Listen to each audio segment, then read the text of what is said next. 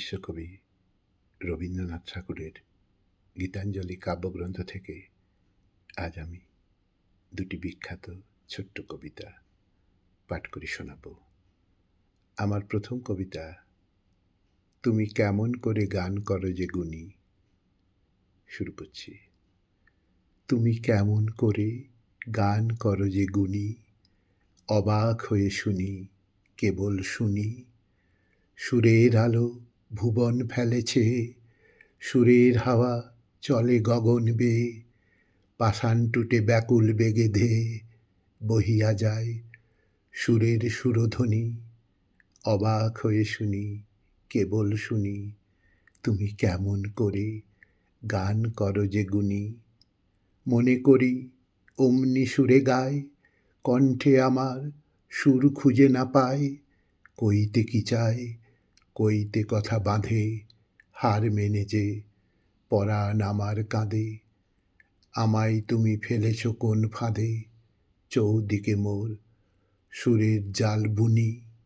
অবাক হয়ে শুনি, কেবল শুনি, তুমি কেমন করে গান করো যে গুণী।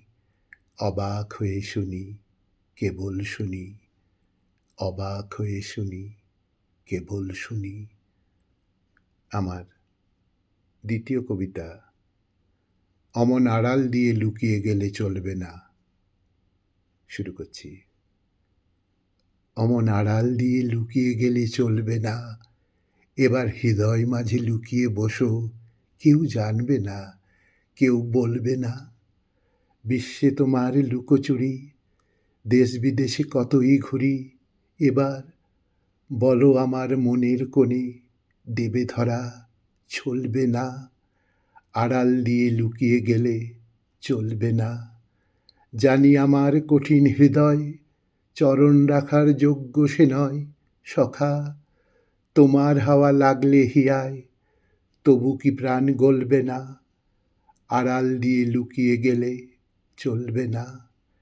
না হয় আমার নাই সাধনা, ঝরলে তোমার কৃপার কণা, তখন নিমেষে কি ফুটবে না ফুল, চকিতে ফল ফলবে না। আড়াল দিয়ে লুকিয়ে গেলে চলবে না, আড়াল দিয়ে লুকিয়ে গেলে চলবে না।